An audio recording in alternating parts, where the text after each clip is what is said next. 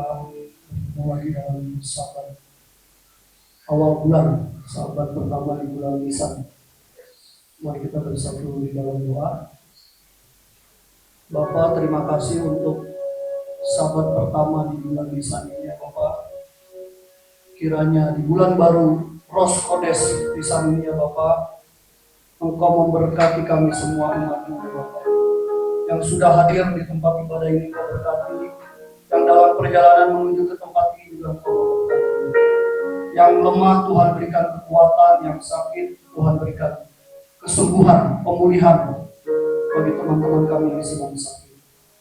Biarlah kiranya Engkau memberkati kami dengan segala berkat Rosh Chodesh, berkat bulan baru, berkat umur panjang, berkat kehidupan yang sehat, penuh kebaikan, penuh shalom, penuh berkat yang berkelimpahan.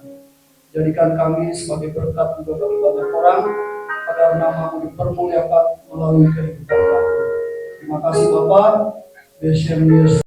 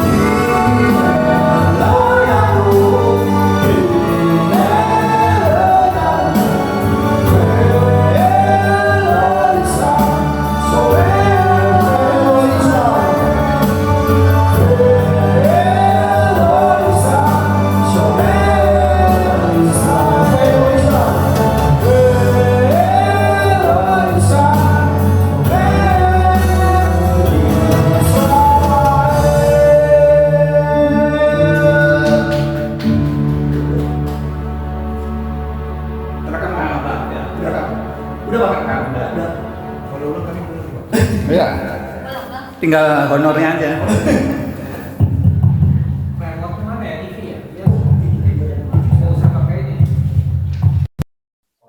Walaupun kita sudah masuk di masa libur ya, jadi memang ada beberapa teman yang tidak hadir karena ada yang kurang sehat dan juga ada masuk dalam keluarga saya. Tuhan tetap memberikan kasihnya dan juga berkatnya di dalam sahabat ini. Jadi tetap kita adakan yang sabar karena berhubung juga berlibur, tapi kita mau komit ya untuk tetap adakan yang sahabat setiap sahabat. Jadi kita akan masuk sibuk, kita akan melantunkan matofunya itu versi panjang. Jadi bagi teman-teman yang hafal dan juga suaranya bisa keras ya karena kita jumlahnya sedikit. Jadi kita bersyukur karena Tuhan membela bangsanya saat ucap itu boleh ada, tapi Tuhan bahkan saat Bileam memberikan berinisiatif untuk mengutuk bangsa Israel, tapi Tuhan ubahkan menjadi berkat bagi bangsa Israel, dan itu jadi kekuatan kita mendapatkan berkat, kita mendapatkan sekinan daripada Bapa karena kita ada dalam jalan-jalan perintahnya. Mari kita lantunkan Matofu dengan versi panjang. Matofu, Matofu, oh halekaya, skenoteka Israel, Matofu,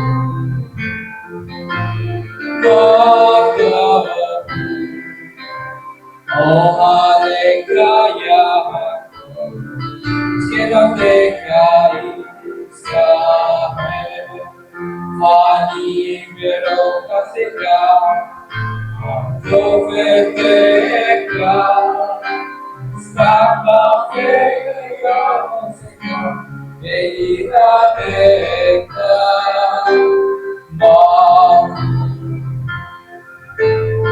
Mago,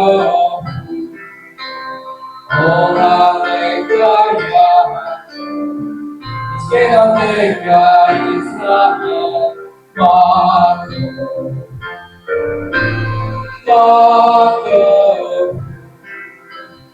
ora lekaya, iskenoteka Israel, Happy, meong beteka, Ondiska que ponega, Iska ponega, Maria está café, Meraka, Mari Meraka, Ozi,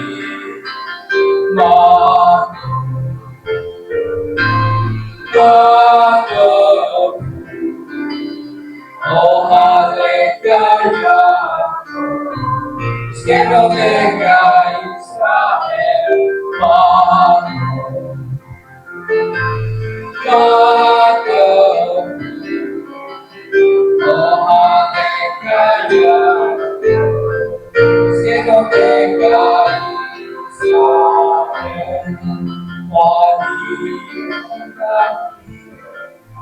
God and Pastor, Elohim Merokaseka, Elohim Merokaseka, Aneni Gebetiseka,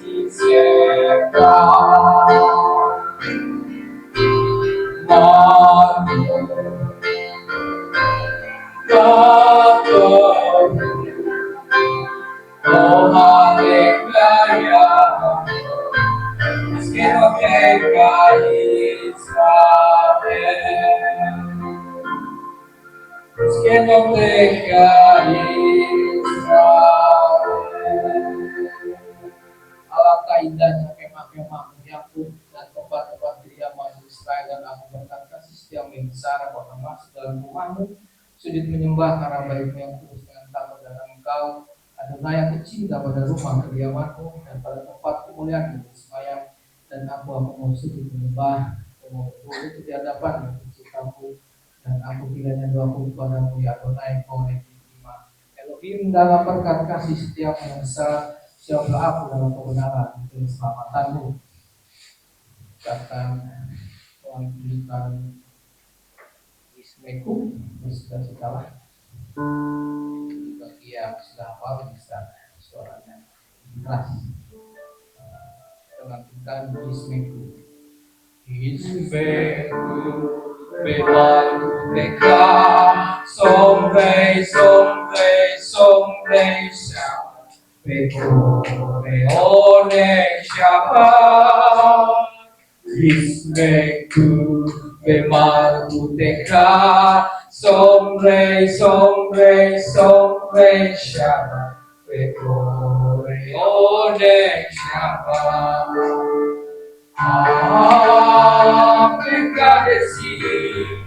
Mekadesi sepi sabar Ulang Ismeku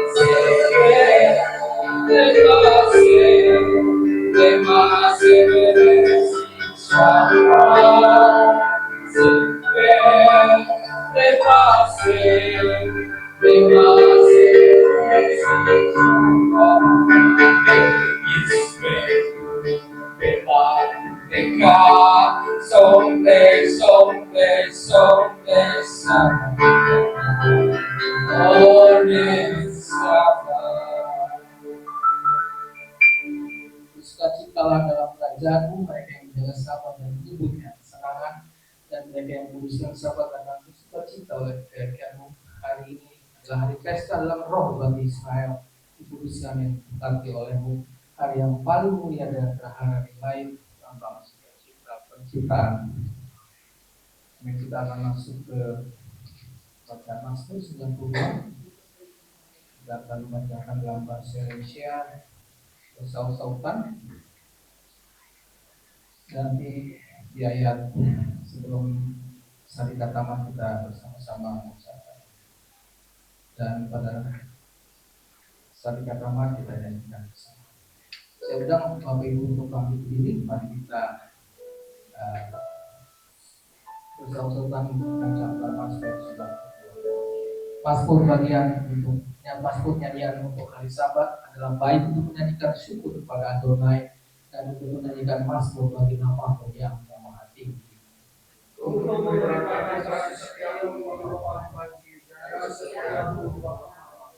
Dengan bunyi-bunyian 10 kali dan dengan lagu sedangkan iringan tetapi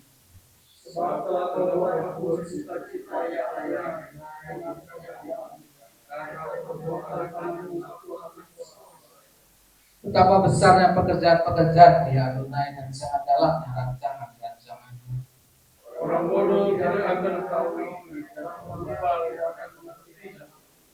Apabila orang-orang fasik bertunas seperti tumbuh-tumbuhan dan orang-orang melakukan kejahatan berkembang, ialah supaya mereka dipunahkan untuk selama-lamanya. Tapi engkau tempat yang tinggi sebab sesungguhnya musuhmu ya Adonai, sebab sesungguhnya musuhmu akan binasa. Semua orang yang melakukan kejahatan akan dicerai-beraikan. Tetapi kau tinggi dalam mari kita ucapkan bersama-sama. Maka aku memandangi setulurku, Telingaku mendengar perihal orang-orang jahat yang membangkit melawan aku. Sadi kata Yira, Eres Bafarum, Yiste, Setuli,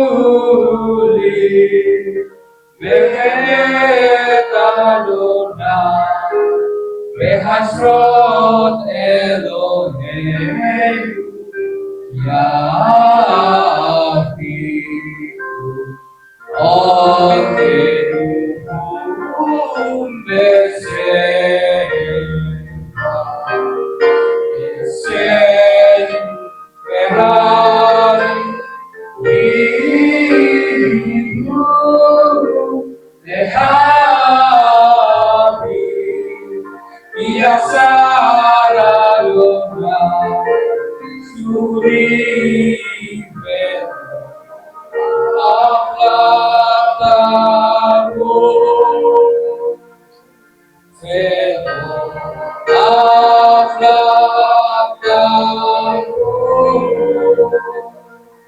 Orang benar akan bertunas seperti pohon korma, dan tumbuh subur seperti pohon aras di Libanon. Mereka yang ditanam di Bet Adonai akan bertunas di lataran Elohim kita.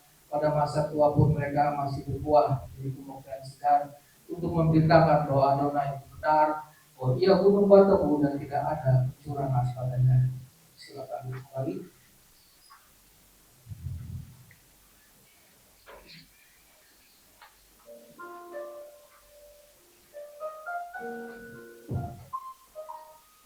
Nah, sudah saya main, jadi saya mendapat diri kembali kita menghadap katanya kita tambah kita bersama.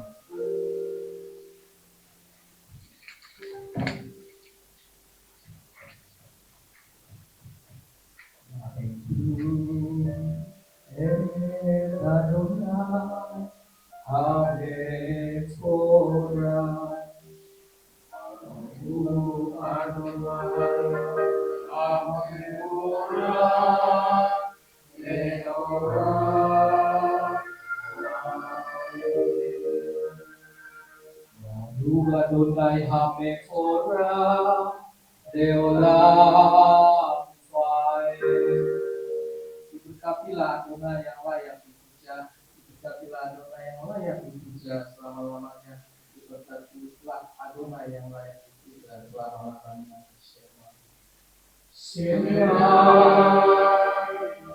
Israel, Adonai, Elohim,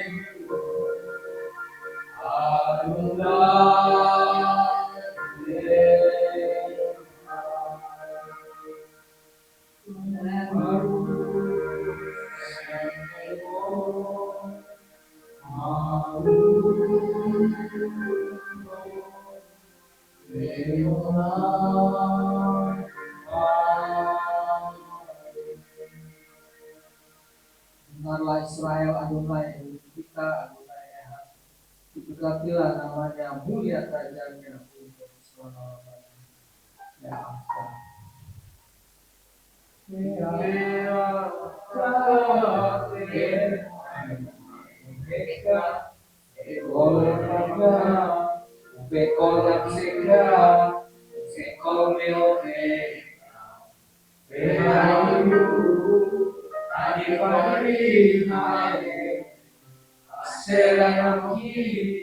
Bisa pegang, ayo, ada lagi.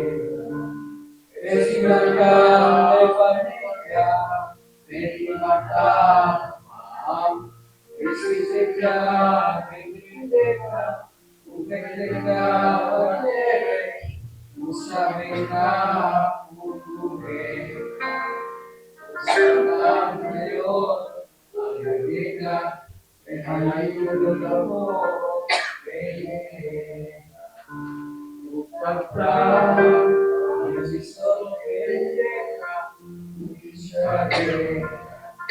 Memang sistemu measite Tutai Penderi kerusi Pendroke Ani Adonai Elohim Servos Meres Misrai Beriot Mulae Ani Adonai Elohim Adonai Elohim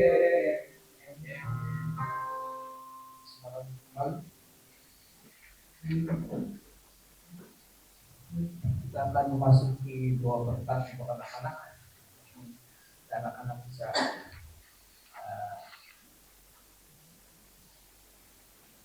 ke depan. Oke, mungkin kali ada yang megang.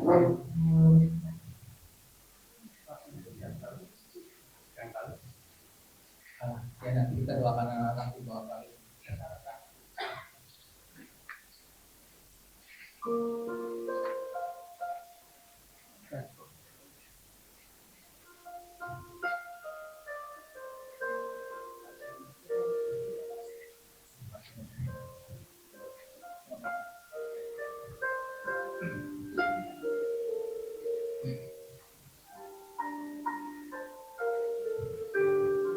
Diberkatilah Aba Apilu, Bapak Tuhan kami Yesus Kristus. Apa yang kami muliakan kami anugerahkan dalam kasih dan dalam kebenaran dan dalam tuntunan Roh-Mu. Kami datang ke hadirat-Mu dan kami mohon berkat atas kehidupan kami semuanya, bagi keluarga kami, anak-anak dan cucu-cucu kami, Tuhan. Hari ini kami mengucapkan berkat atas nama Imam Besar Elion Yeshua HaMashiach, Tuhan atas hari Sabat. Berkat kepada anak laki-laki kami yang ada di sini maupun yang ada di tempat yang lain, tempat yang jauh sekalipun. Yesinka Elohim Efraim Pekin Manase. Kiranya Elohim menjadikan engkau seperti Efraim dan Manase. Engkau akan melupakan masa lalu yang tidak menyenangkan dan akan tetap berkuasa di lingkungan tidak mendukung. Karena buah-buahmu berasal dari Elohim Abidu Seba Samayim. Besem Yeshua HaMashiach. Kami ucap berkat untuk anak-anak perempuan. Yesinai Elohim Kesara Ribha Rahel Pelia. Kiranya Elohim Abidu menjadikan engkau seperti Sarah, Ribka, Rahel dan Lea. Engkau akan menjadi wanita bijak seperti dalam Amsal 31. Menjadi berkat bagi keluarga, jemaat dan masyarakat, serta menjadi berkat bagi suami dan anak-anakmu di kemudian hari. Bapak, kami bersyukur untuk keadaan anak-anak kami di masa-masa pendidikan mereka, di masa-masa pertumbuhan mereka. Ialah roh takut akan Hashem dan kasih akan Yeshua Mesih tumbuh di dalam hidup mereka. Dan Kau mengurapi anak-anak kami dengan pengurapan yang segar, berkat-berkat kehidupan yang Kau sediakan bagi orang-orang yang mengasihi Engkau ya Tuhan. Dan kami ucapkan berkat ini di dalam nama Yeshua HaMashiach, Imam Besar Elion Ben Elohim Hayim Adonai Sabat. Amin. Kita akan membacakan berkat Kodes dalam bahasa Indonesia. Mari kita ucapkan, kiranya kehendak-Mu yang jadi ya Adonai, Tuhan kami dan Tuhan nenek moyang kami, bahwa Engkau memulai bagi kami bulan ini untuk kebaikan dan untuk berkat.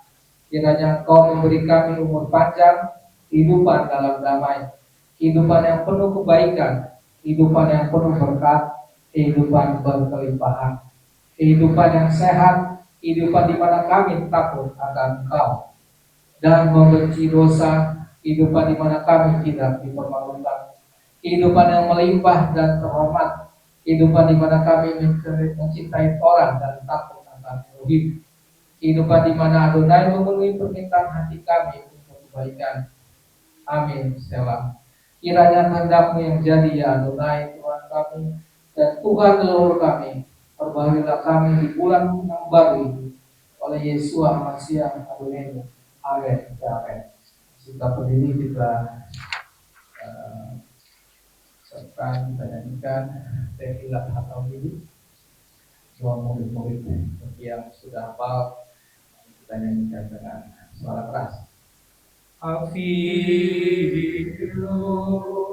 seba samani kadeseka tako makuha ya seresonka samai heba amen Elohim dan lalu hayo usah lalu arhaji imo sesuri gamanaku lahatilah avidu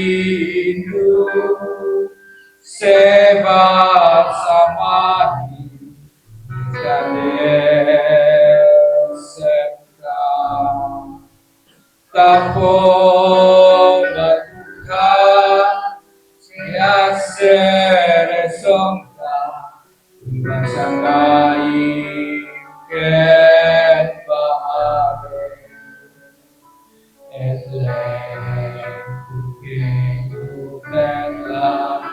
hayo selalu ahadi kimo sesuri gamanaku lahirlah berarti yenuli dedi sayo dihasiat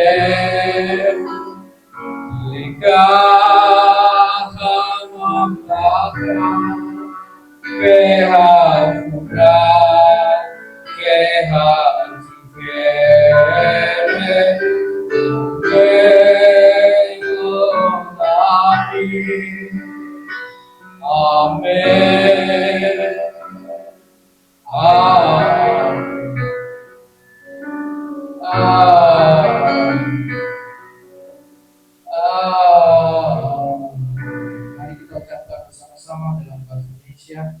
Bapa kami yang di surga, dikuduskanlah namamu, datanglah kerajaan-Mu, jadilah kehendak-Mu di bumi seperti di surga.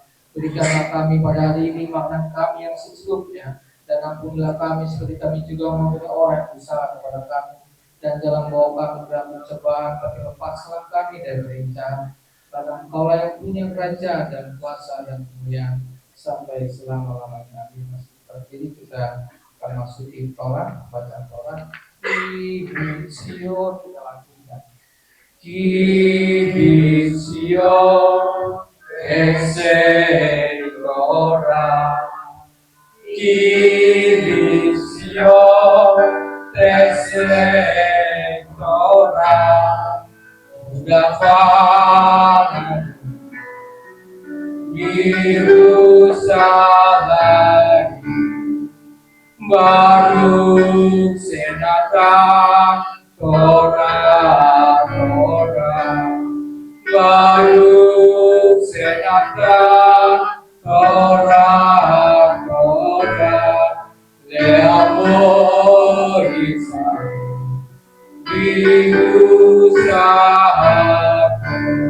dari Sion akan keluar Torah dan firman Adonai dari Yerusalem. Itu berkatilah Dia yang memberikan Torah kepada umat Israel dalam penulisannya. Sekarang Bapak Ibu duduk kembali. Mari kita naik ke gunung Adonai, ke rumah Tuhan yang kokoh, supaya mengajar kita tentang jalan-jalannya dan supaya kita berjalan menempuhnya. Sebab dari Sion akan keluar Torah dan firman Adonai dari Yerusalem. Saya juga ya, saya undang Pak Sino di depan. Mari kita doakan pembacaan. Dia memberkati leluhur kita Abraham, Ishak dan Yakub. Kiranya Dia memberkati Pak Sutikno Widodo dan Abraham yang telah datang untuk menghormati Tuhan dan Torah. Kiranya yang tulus diberkati lagi Dia memberkati Pak Sutikno Widodo dan Abraham dan keluarganya, dan mengirimkan berkat dan kemakmuran dalam segala pekerjaan tangannya.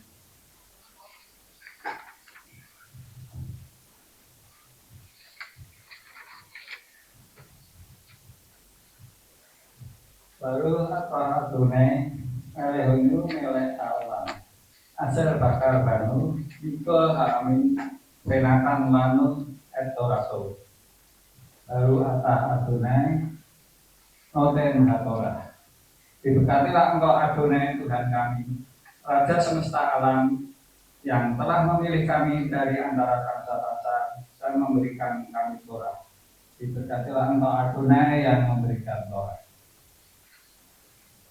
Wahikra ayat 1 Wahikra 1 ayat 1 sampai 5. Wahikra el Mose Wahikaber Adonai elah Meohel Moed Lemor Daber et Beni Israel Ve amata alehem Adam ki yakrih Bikem kalban La Adonai min Habema min Habakar umin Hasion Takifru et Karhankem Im ola karbano min Habakar Sakatamin Yekri venu el petah ohel moed Yekri foto Risono Lihne Adonai Besama Yadu al Ros Aula Penisa lo ka per alai Pesahat et ben tabakal Lihne Adonai Vehikripu Bne Aharon Kohanim et Hadam Pesahru et Hadam Ahamitse Safi Aser Peta Ohel Moed. Imaman 1 ayat 1 sampai 5. Dan Adonai memanggil Mose dan berbunyilah kepadanya dari kemah pertemuan dengan mengatakan, berbicaralah kepada Bani Israel dan engkau harus berkata kepada mereka, ketika seseorang dari antaramu mempersembahkan kepada Adonai suatu persembahan dari hewan, haruslah kamu mempersembahkan persembahan itu dari kawanan lembu atau dari kawanan domba. Apabila persembahannya berupa persembahan bakaran dari kawanan lembu, haruslah dia mempersembahkan seekor jantan yang sempurna.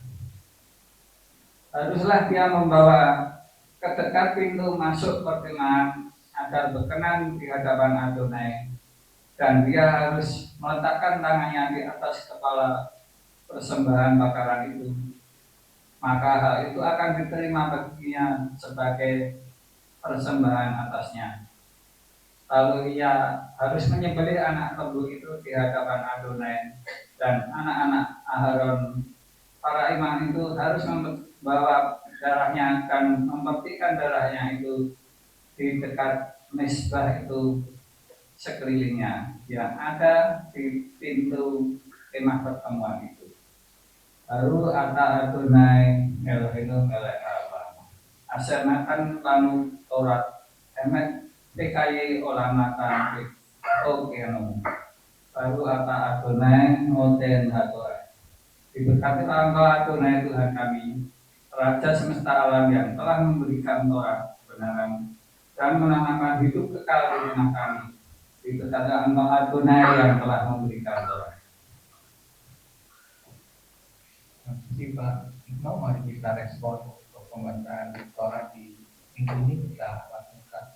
Besok Torah Asher Shamose Rinene Israel Amin Roda Beyat Mose. Dan inilah Torah yang diberikan kepada anak-anak Israel atas perintah Tuhan melalui tangan Mose. Saya bangkit berdiri sebelum kita menerima pengajaran mengenai Wayikra. Kita ikrarkan ikrar persekutuan di Stefan. Mari kita sama-sama mengucapkan 1, 2, 3. Dengan sukacita aku bersekutu dengan junjungan Yesua Hamasiah yang adalah jalan kebenaran dan kehidupan, sumber keselamatan kekal. Seperti carang yang ditetapkan pada pokok anggur, demikian aku tinggal dalam kasih-Nya dengan melakukan segala perintah-Nya. Aku ada seperti yang dikatakannya, aku ada. Aku akan jadi seperti yang dikatakannya, aku akan jadi. Kehidupan yang berbuah lebat bagi kemuliaan-Nya. Firman Tuhan itu pelita bagi kakiku dan terang bagi jalanku. Ia tidak akan kembali dengan sia-sia, ia akan berhasil dalam perintah-Nya. Langit dan bumi akan lenyap, tetapi janji Tuhan kekal selamanya. Haleluya, amin. Kembali akan mendengar dan akan dapat pengajaran mengenai Wayikra oleh Pak John Lama.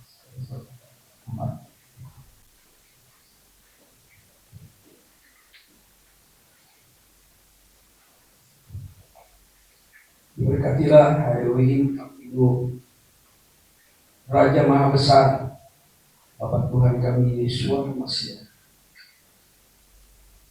Saat ini Tuhan kami membuka hati untuk kebenaran Torah-Mu dalam terang Roh Kudus-Mu. Di bulan baru ini kami mengucap syukur dan kami mohon Tuhan berkat pengurapan yang baru. Segarkan roh kami dan bawalah kami Rabenu.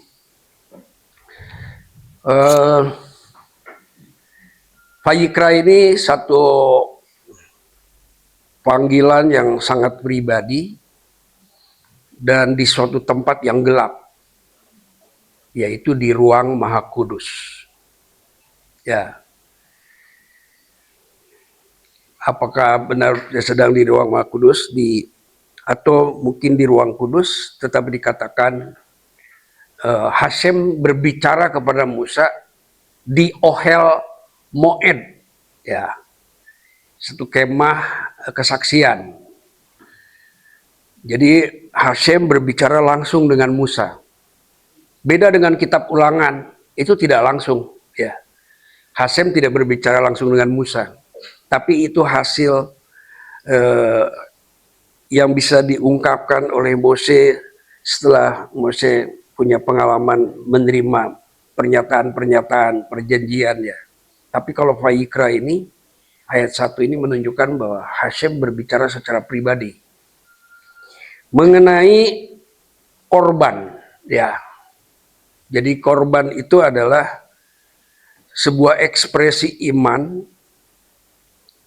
untuk merespon panggilan Tuhan, untuk mendekat.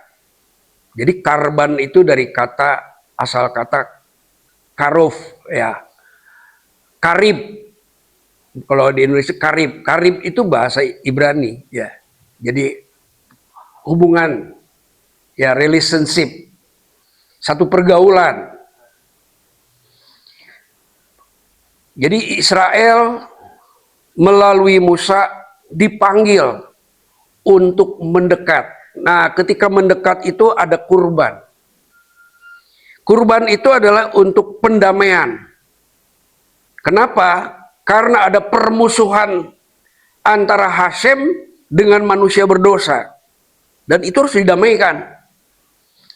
Yang menggagas proses perdamaian itu Hashem sendiri, ya. Bukan Musa. Hashem sendiri memanggil melalui Musa untuk berdamai dengan dirinya. berdamai dengan Hasem. Pola dalam perjanjian baru juga sama ya. Bahwa rasul-rasul ini adalah agen-agen untuk membantu ya mendamaikan. Jadi Hasem memakai rasul-rasul untuk mendamaikan kita dengan dirinya. Itu sebabnya ada kurban. Nah, kenapa harus ada kurban? Ya. Waktu itu ada kurban karena masih ada bait suci sudah dibangun. Ya. Ada imam-imam yang menyelenggarakan prosesi kurban. Dari mana asal usul? Kenapa Tuhan menggagas ya atau memprakarsai kurban untuk mendamaikan manusia dengan dirinya? Dan waktu itu dimulai dari suatu bangsa yang dia pilih gitu. Tidak dengan semua manusia. Ya. Sebagai prototipe atau sebagai contoh untuk seluruh bangsa. Bahwa tidak semua orang semudah itu mendekati Tuhan yang Maha Kudus. Harus ada kurban. Yang dimaksud kurban di sini apa sebenarnya? Apakah sapi, domba? Ya, kalau di situ tertulis ada lembu, ada domba, ada burung merpati, tekukur, dan ada tepung. Ya, jadi ini ada tingkatan untuk orang yang punya, ya orang kaya, ya persembahannya lebih gede. Sapi, ya. Ada yang lebih rendah lagi, kambing domba. Yang lebih miskin lagi, merpati dan tekukur. Kalau gagal mendapatkan tekukur dan merpati, maka dia mempersembahkan tepung, ya. Itu dalam rangka mendekatkan diri. Mendekatkan diri ini adalah sikap merespon panggilan Tuhan untuk mendekat kepada Dia, untuk merespon upaya pendamaian Hasem dengan umat, dengan suatu umat. Ya, waktu itu belum dengan seluruh dunia, tidak ada ya pendamaian dengan suatu umat yang dipilihnya. Walaupun dia sudah dibebaskan, sudah dipilih, sudah diangkat menjadi umat, tetapi untuk memelihara persekutuan atau relationship, karena Torah itu bukan religion, tapi relation. Ya. Nah, dari mana konsep awalnya? Kita bisa lihat di dalam Beresit. Ya. Di Beresit itu waktu itu Adam jatuh dalam dosa. Artinya ada permusuhan, ada sengketa antara Hasem dengan Adam. Pihak yang bersalah adalah Adam dan istrinya. Dan Hasem itu Neeman, tidak pernah salah gitu. Tetapi karena Hasem itu menciptakan Adam, tidak mungkin setelah berdosa lalu dibiarkan lalu dia bikin baru gitu. Itu berarti gagal tujuan menciptakan manusia. Hasem bisa saja ya, udahlah Adam berdosa, udahlah kau hidup seperti binatang sana di luar, aku bikin lagi yang betul, yang bagus. Enggak, Hasem itu tidak begitu karena Hasem itu Neeman, setia. Ya. Nah, upaya pendamaian itu dilakukan oleh Hasem. Pertama, dengan mengadakan penyadaran. Jadi Adam dikaruniai kesadaran tentang kesalahannya. Apakah dengan tindakan yang ekstrim? Tidak. Hasem hanya berjalan-jalan saja. Berjalan-jalan ini menimbulkan kesadaran kepada Adam. Pertama, kesadaran akan pelanggarannya. Dan yang kedua, kesadaran tentang kejatuhan dari tingkat yang mulia kepada yang hina dengan keadaan yang telanjang. Kata telanjang ini menggambarkan bahwa Adam sudah berada di level yang tidak mulia lagi. Karena Hasem ini ingin memulihkan, maka diharuskan penyadaran untuk menghasilkan penyesalan. Setelah ada penyesalan, maka dia harus kembali. Tidak mungkin Adam kembali dalam keadaan telanjang. Dia menghadap Hashem harus dalam keadaan yang tertutup, ya, auratnya. Maka Hashem mengambil kulit binatang. Ketika Hashem mengambil kulit binatang, berarti ada binatang yang dikurbankan. Ya, kalau ada binatang yang dikurbankan, berarti ada penumpahan darahnya. Nah, penumpahan darah inilah inti dari sebuah proses pendamaian. Tanpa penumpahan darah, tidak ada pengampunan. Tetapi penumpahan darah itu harus diedukasi. Tidak sembarang ada edukasinya. Edukasinya adalah mengorbankan korban sembelihan. Bagaimana membuktikan kebenaran itu? Sekali waktu setelah Adam punya anak, ada dua tokoh yang terkenal, yaitu Kain dan Habil. Dua-duanya pekerja keras dan dua-duanya sangat mengasihi Hashem. Dua-duanya sangat menghormati Hashem. Tetapi faktanya menunjukkan bahwa Hashem berkenan kepada persembahan Habel. Kenapa? Karena persembahan Habel ada penumpahan darah. Sedangkan Kain tidak ada penumpahan darah. Dua-duanya mengasihi Hashem. Dua-duanya bersungguh-sungguh ingin beribadah dan bersyukur kepada Hashem dengan persembahannya. Persembahan ini adalah bukti dari kerja keras mereka. Kain sebagai petani yang bekerja keras, Habel sebagai peternak yang bekerja keras juga. Dua-duanya ingin menunjukkan kasihnya dan ucapan syukur kepada Hashem. Tetapi Hashem berkenan kepada persembahannya Habel. Kenapa? Karena ada penumpahan darah. Jadi inti dari semuanya itu, fokus kita adalah kepada penumpahan darah. Itulah yang membuat kita menjadi damai dengan Hashem. Itulah sebabnya kita dipanggil untuk bersekutu dengan putranya. Karena satu-satunya korban dan penumpahan darah yang paling berkenan, artinya punya nilai tertinggi. Tidak ada lagi yang lebih tinggi dari pengorbanan Yeshua. Yaitu pengorbanan dan penumpahan darah imam besar. Bukan lembu, bukan domba, bukan tekukur. Nah, di situ dalam pengorbanan itu ada penderitaan. Kalau kita baca dalam parasa ini, kalau tekukur itu dipersembahkan, maka tidak disembelih, tapi sayapnya dipatahkan. Kejam banget kelihatannya. Ya, maut itu kejam. Dosa itu menghasilkan derita. Nah, digambarkan dengan merpati yang lugu itu ya, yang lembut. Dia harus mengalami kesakitan ketika imam itu mematahkan sayapnya. Sayap yang dipakai untuk terbang bebas itu di atas mezbah itu dipatahkan. Ada penderitaan, ada kurban, dan ada penumpahan darah. Itulah yang membawa ke dalam pendamaian. Pendamaian yang terjadi itu akan Musa mempunyai kemampuan atau mempunyai sistem understanding sistemnya itu melebihi orang-orang. Kenapa? Karena Musa pertama dilahirkan dari Lewi.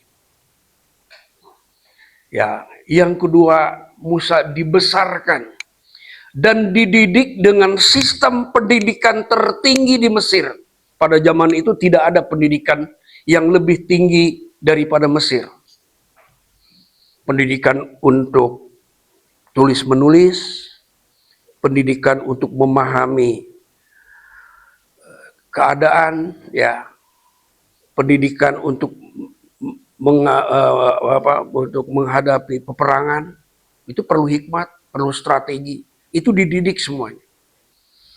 Karena Musa menjadi salah satu pangeran di Mesir. Pusat kebudayaan dan pendidikan tertinggi pada zaman itu tidak ada lagi. Sumeria telah berakhir, bangsa-bangsa lain masih peradabannya masih rendah. Tapi peradabannya cukup tinggi. Bagaimana Mesir itu bisa memiliki peradaban tinggi? Ada yang tahu? Karena Yusuf pernah memerintah di Mesir. Saya bisa ngomong begini karena baca berulang-ulang ya, luar biasa. Kemarin saya dengar seorang kiai dari Al Zaitun yang pernah di apa ini gitu. Wah, dia bagus sekali menceritakan tentang Yusuf ya, tentang keadaan Israel di Mesir. Beliau paham banget ya. Walaupun itu dari versi Muslim, tetapi bisa dijadikan acuan untuk orang memahami siapa Israel dan siapa Tuhannya. Jadi kebudayaan dan ekonomi ya mengalami perkembangan yang luar biasa.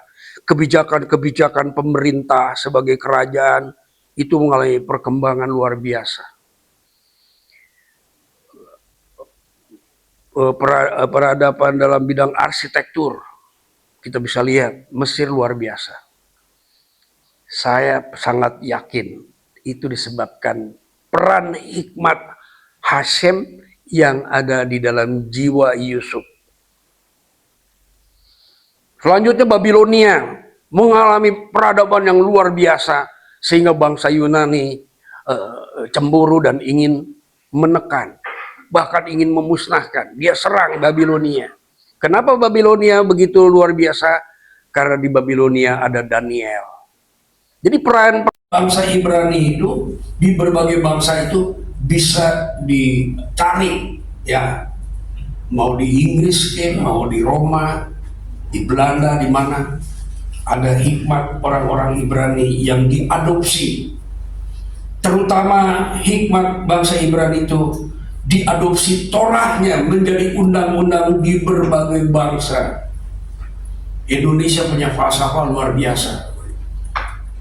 Saya dulu nggak ngerti ya, setiap hari Senin saya tuh sering dipanggil untuk menjadi inspektur upacara. Dan kalau saya sekali waktu disuruh membacakan Pancasila, wah saya itu serius banget. Sila pertama, Sema, Tuhan yang Esa, itu Sema. Ini falsafah Indonesia luar biasa. Sema, ketuhanan yang Maha Esa, itu adalah Sema. Itu diadopsi oleh orang-orang bijak pendiri negara itu. Dan tentunya ada orang-orang rohaniawan juga yang memberikan inspirasi terbentuknya falsafah bangsa ini ya. Nah, jadi Hashem itu dengan kasih yang besar ingin membawa kita bersekutu dengan dirinya. Itu sepanjang dalam Torah. Persekutuan itu dalam bentuk kasih. Kasihilah Hashem dengan segenap hati, dengan segenap jiwa, dengan segenap akal budi. Oh enggak ya? Dengan segenap hati. Segenap hati. Dengan segenap hati, dengan segenap jiwa. Bekol lefafka, ubekol nafseka, ubekol meodeka. Kalau di dalam Yesua beda ya, dengan segenap akal budi.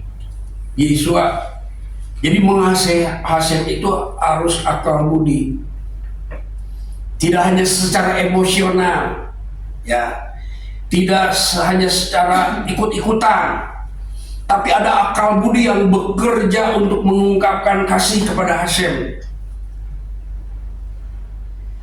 Sedemikian rupa Hasem itu ingin mendamaikan manusia dengan dirinya, dimulai dari Israel dulu, karena itu umat yang ditebusnya, dikuduskan melalui penumpahan darah di Mesir. Jadi pelajaran penumpahan darah itu bukan hanya di Yerusalem. Sejak di Mesir, proses pendamaian dengan penumpahan darah itu terjadi di pintu-pintu orang Israel. Itu dioleskan itu darah. Ada korban, ada penderitaan yang terjadi, dan dari hasil semuanya itu dioleskan, ya. Sehingga ketika malaikat penjaga, malaikat maut itu ketika melihat darah, tidak perlu lagi ada maut di rumah itu, karena sudah ada yang menggantikannya, domba-domba Paskah. Artinya sudah ada yang mati, jadi tidak perlu dimatiin di situ. Tetapi yang tidak ada darahnya, malaikat itu mengeksekusi dari tingkat rakyat jelata sampai tingkat istana, mati karena tidak ada tanda pendamaian. Nah, di dalam 1 Korintus kita perlu baca nih ya. Tadi saya sudah share di grup ayatnya. 1 Korintus 1 ayat 9. Coba kita lihat ayat ini. Saya akan edit ya. Dan edit yang saya lakukan ini bukan hasil narasi saya, tapi saya hasil translasi dari versi Ibrani ke Indonesia. 1 Korintus 1 ayat 9, tolong ditampilkan. Bagusnya sih kalau ada yang bahasa Ibrani. Jadi bisa ditampilkan melalui Google ya. Ambil dari Hebrew New Testament, bisa ditampilkan di sini, sehingga kita tadinya saya mau bawa ini Bible Book ya, supaya kita bisa lihat, karena ini ayat menarik sekali, ada hubungan dengan parasa hari ini. Bisa Pak Edi menampilkan 1 Korintus 1 ayat 9 ya? Ke Google sinyal. Oh ya, Aplikasi. bisa baca di itu aja di HP. Saya sudah share tadi ya, saya sudah share di grup, saya baca ya.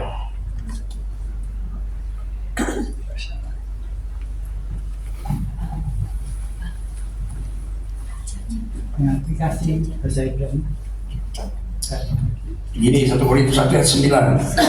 Hak Elohim yang memanggil kamu kepada persekutuan dengan anaknya, Yesus Masiah Tuhan kita, adalah setia.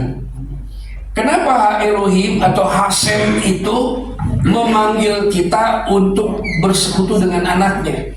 Kenapa tidak bersekutu dengan dirinya? Nah, ini ya, ini persoalan dalam kehidupan Israel itu, kita harus tahu kronologinya. Jadi ketika Hasem ini, Torah Hasem dan perjanjiannya itu dilanggar, ya pertama dilanggar oleh oknum-oknum penting di kitab suci ya, dari mulai zaman keimaman, zaman kerajaan ya, itu menyolok sekali, sehingga dari pelayanan keimaman harus beralih kepada pelayanan kerajaan yang sebetulnya tidak ke situ rancangannya gitu. Nah, setelah terjadi pelanggaran, maka Israel itu dijauhkan. Israel Utara yang pertama tahun 721. Dijauhkan dari keluarga Daud, dijauhkan dari Hasem, dijauhkan dari Mesbah, dijauhkan dari Yerusalem. Akhirnya Israel Utara mendirikan sistem kerajaan sendiri, Mesbah sendiri, keimaman sendiri. dan makin pekat pelanggarannya, dan akhirnya seluruh Israel menyembah Baal. Seluruh Israel utara. Lalu datanglah seorang nabi dari Gilead. Gilead itu di luar Israel, di luar tanah Palestina sekarang, di seberang Yordan. Kalau sekarang ini ya di wilayah Yordan, itu namanya Gilead. Makanya ada nyanyian dalam Hafdalah itu, Eliyahu Hanabi, Eliyahu Hadisbi, Eliyahu, Eliyahu, Eliyahu Hagiladi. Jadi ini nabi untuk Israel utara. Dia tidak pernah ke selatan, tidak pernah ke Yerusalem. Ditolak. Ada sengketa, ada permusuhan antara Israel Selatan dengan Israel Utara sampai hari ini. Sampai hari ini. Sehingga terbentuklah sebuah dogma yang memisahkan antara Yahudi dan non-Yahudi. Dan Israel Utara itu dinyatakan bukan umat lagi. Lo ami, lo ruhama, tidak ada rahmat lagi. Lu jalan sendiri, pakai otak sendiri, pakai kekuatan sendiri, nggak perlu rahmat lagi. Rahmat Hasem terputus dengan Israel Utara, sehingga dijuluki sebagai Israel yang hilang sampai hari ini. Mengerikan, ya. Tetapi dalam Yesua, tembok yang memisahkan itu sudah diruntuhkan. Artinya kemungkinan untuk berdamai lagi itu terbuka lebar bagi Israel Selatan, bagi Israel Utara. Nah, yang selatan itu disebut Kerofim. Istilah Kerofim ini bisa kita temukan di dalam kitab Daniel.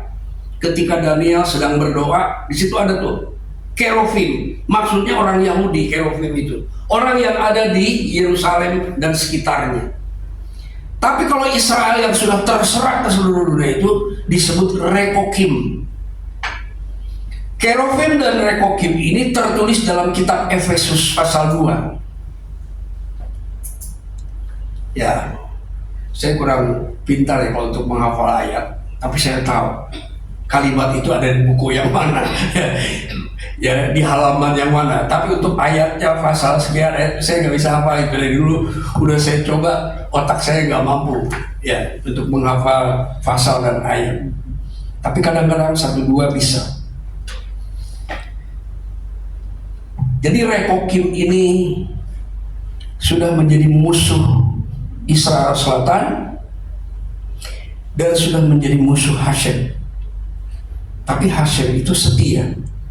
Apa yang dilakukan di Taman Eden, dia akan lakukan sampai hari ini. Jadi kalau kau mau berdamai, kau harus bersekutu dengan anak saya.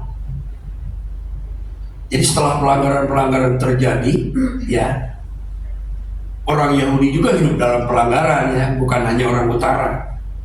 Semuanya sudah melakukan dosa dan kehilangan kemuliaan Hasem. Kehilangan kemuliaan Hasem itu artinya udah nggak level lagi. Udah nggak level dengan hadirat Hasem. Artinya Hasem tersembunyi, menyembunyikan diri dan memalingkan wajahnya. Itulah sebabnya Yesua pernah mengajarkan, kalau kau berdoa, masuklah ke kamar, kunci, berdoalah, maka Hasem yang tersembunyi itu akan mendengarkan doamu. Yesua menyebut bahwa Hasem itu sembunyi. Apakah Hasem akan mendengar doa kita? Akan didengar, tapi tidak punya relationship. Mengerikannya kalau kita pelajari ini, kita bisa teriak-teriak kepada Hasem. Walaupun perjanjiannya berbeda, Hasem akan mendengar. Buktinya siapa? Hagar. Ketika Hagar menangis, Hasem mengutus malaikatnya. Artinya Hasem mendengar, tetapi tidak ada persekutuan. Jadi yang penting ini persekutuan. Jadi Korintus tadi, Hashem itu memanggil kita untuk bersekutu dengan putranya. Kenapa? Karena di dalam putranya ada pendamaian, ada penebusan, dan ada pengampunan. Karena pengampunan itu harus diucapkan oleh imam besar. Sekali waktu Yesua menyembuhkan orang dengan cara mengucapkan pengampunan. Dosamu udah diampuni. Orang-orang itu, orang Farisi pada marah. Lu siapa? Hanya Hashem yang boleh mengucapkan itu. Tapi Yesua bilang apa? Anak manusia punya kewenangan untuk mengampuni. Artinya apa? Sebagai imam besar punya kewenangan untuk menyatakan sebuah pengampunan. Ini kalau nggak belajar Torah akan pusing mendengar ini. Kalau nggak pernah belajar Torah secara terperinci akan bingung. Ini Pak John mau apa sih? Saya kasih yang sederhana aja. Kalau ada narapidana yang sudah divonis mati dan dia ingin mendapatkan gerasi, dia tidak bisa datang kepada hakim. Tidak bisa. Dia harus datang kepada presiden, mengajukan gerasi kepada presiden. Presiden mempunyai kebijakan dan memahami segala sesuatu dengan pertimbangan-pertimbangan hukum, maka presidenlah yang akan menyatakan gerasi. Gerasi itu apa? Kasih karunia. Hakim tidak bisa memberikan kasih karunia secara langsung, harus melalui presiden. Demikian juga Hashem. Kalau kau ingin mendapatkan pengampunan, penebusan, pentahiran dosa, kamu harus datang kepada putraku. Ini disebutnya Hamelitz. Boleh diartikan juru bicara yang merepresentasikan pihak yang tertinggi. Hamelitz. Itulah sebabnya Roh Kudus itu disebut Hamelitz. Yesua juga duduk sebelah kanan Hashem itu sebagai Hamelitz. Istilah Hamelitz ini ada di dalam parasa ini. Tapi banyak orang belajar Torahnya lewat aja gitu ya. Gak ngertinya apa gitu ya. Udah bahasanya gak ngerti, diterjemahkan juga gak ngerti. Walaupun diterjemahkan tetap gak ngerti gitu. Kenapa saya bisa ngomong begini? Dulu saya gak ngerti. Waktu sibuk di gereja itu gak ngerti. Saya baca Alkitab tuh gak ngerti. Ngomong di atas mimbar itu tanpa pengertian yang benar. Kadang-kadang saya sesali Tuhan ampuni. Karena waktu itu saya tidak tahu bagaimana mempelajari Torah. Apalagi membaca bahasa Ibrani-nya nggak tahu. Jadi saya belajar bahasa Ibrani itu bukan untuk pintar bahasa Ibrani. Tidak ada niat seperti itu. Saya ingin mengerti Torah. Karena Torah itu seperti dibalik tirai. Dan tirainya itu adalah bahasa Ibrani. Saya harus menyingkapkan tirai itu sehingga saya bisa memahami esensi dari yang diceritakan dalam Torah. Sulit awalnya. Saya belajar bukan dari orang, saya belajar dari Google. Mbah Google lah yang mengajar saya bahasa Ibrani. Gak puas saya karena saya tidak bisa menghubungkan huruf-hurufnya. Gimana bacanya? Walaupun saya hafal hurufnya, kalau nggak bisa baca buat apa? Akhirnya saya datangi seorang mantan ustadz, namanya Gerson. Saya datang, kebetulan dibayarin sama Ibu Cynthia. Saya dibayarin karena kita masih bokeh waktu itu. Ya, bayarin, saya datang. Wah, saya bilang kalau coba gitu, bang gue juga bisa. Setelah saya lihat bagaimana cara Pak Gerson menghubungkan huruf-huruf itu ya. Pertemuan ketiga saya dekati Pak Gerson. Pak Gerson, sorry ya Pak Gerson, bukan saya gak suka belajar, saya bilang. Saya ini jauh, pulangnya malam. Walaupun saya cuma 3 kali pertemuan, tapi percayalah, kalau sekali waktu kita bertemu, aku sudah bisa bahasa Ibrani. Oh, saya nekat begitu sebenarnya, apa namanya, afirmasi ya. Saya pasti bisa Pak Besok. Terus saya sodorkan Alkitab saya, tanda tangan Pak Besok, bahwa Anda pernah jadi guru saya. Nah, sejak itulah saya mulai mengerti, dengan perlahan-lahan saya belajar Torah. Dan ketika saya belajar Torah dalam bahasa Ibrani, saya stroke. Jangan dikira belajar bahasa Ibrani itu gak berat ya. Stroke saya. Dari mana saya tahu stroke? Saya lagi baca, sulit sekali begitu. Dan pening kepalaku. Tiba-tiba terjadi gempa. Saya kira hadirat Tuhan. Kalau saya pikir kan, kalau bahasa Ibrani kok bahasa surga. Terjadi gempa. Lalu saya lari sambil agak goyang-goyang. Saya pegangan kusen. Ketika saya pegang kusen, saya lihat kenapa gempa ini air di dalam ember besar itu tidak goncang. Berarti yang goncang di sini ya kan? Yang goncang di sini. Nah, sebelum itu terjadi di kepala saya itu seperti ada bola. Nah, begini-begini. Kira-kira saya itu bakal meletus. Lalu saya tenangkan diri saya. Karena saya sering nonton itu orang kalau kungfu itu ya tenang-tenang itu bisa memang itu untuk menenangkan ketika kita sedang panik, bisa itu kita punya kuasa untuk bisa menenangkan diri, apalagi kita yang dalam Tuhan ya, kita ini dikasih kuasa untuk memerintah atas diri kita. Ada ayat itu ada, pujilah Hashem, hei jiwaku. Kita memerintah kepada jiwa kita untuk memuliakan Hashem. Artinya kita diberi kuasa untuk bisa menenangkan diri di saat-saat kita dalam kondisi tertentu. Jadi inti dari parasa ini adalah untuk pendamaian. Dan pendamaian itu tidak boleh terhalang.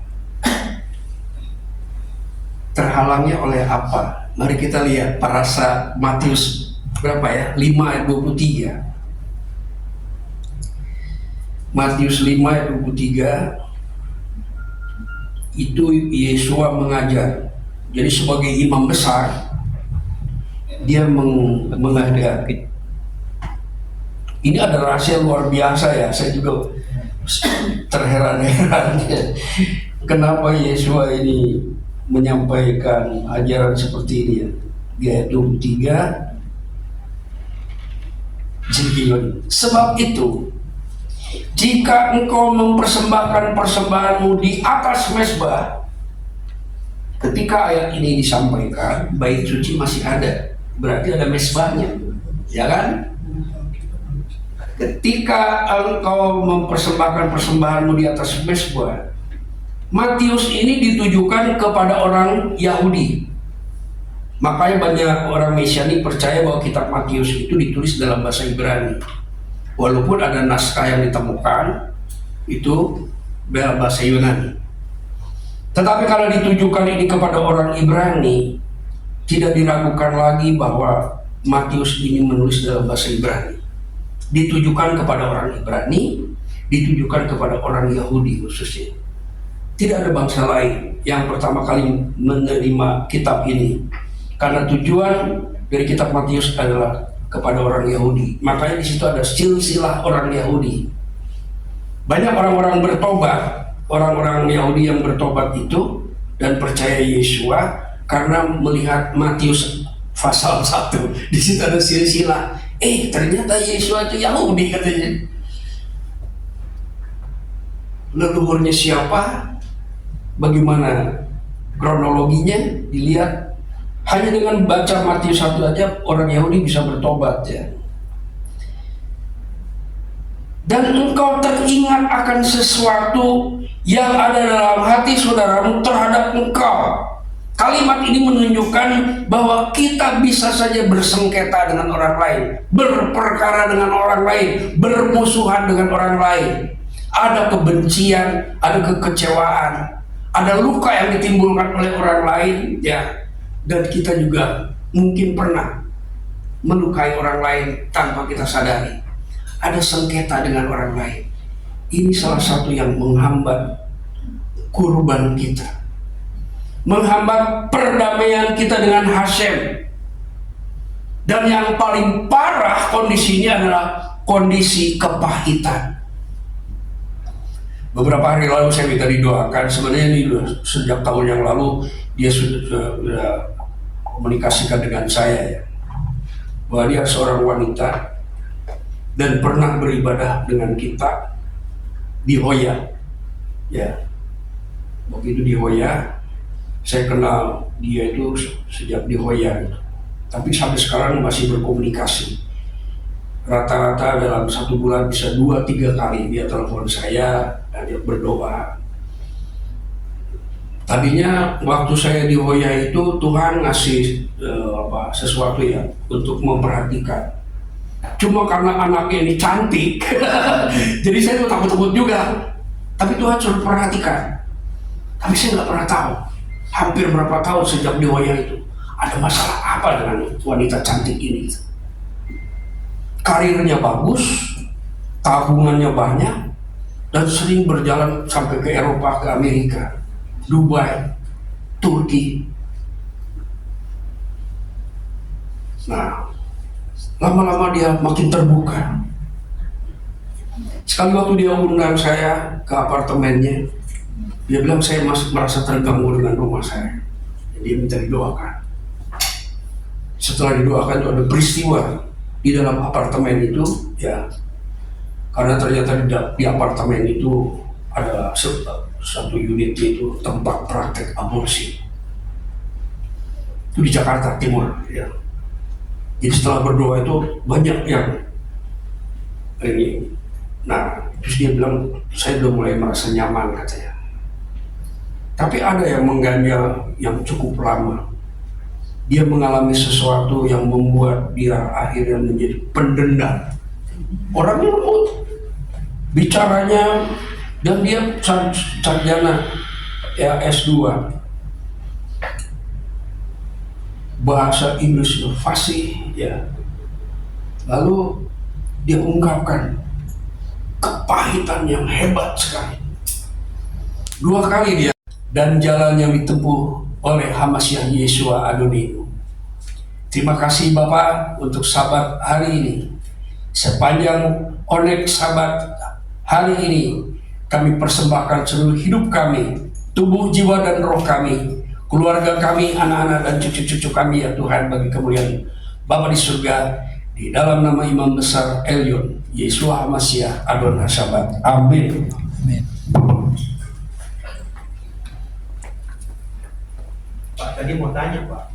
Saya sampaikan ucapan dari Rasul Barnabas di kitab Ibrani pasal 13 ayat 20. Maka Elohe Hasalom yang oleh darah perjanjian yang kekal telah membawa kembali dari antara orang mati Gembala Agung segala domba, yaitu Yeshua Adonenu, kiranya memperlengkapi kamu dengan segala yang baik untuk melakukan kehendaknya dan mengerjakan di dalam kita apa yang berkenan kepadanya oleh Yeshua Mesias.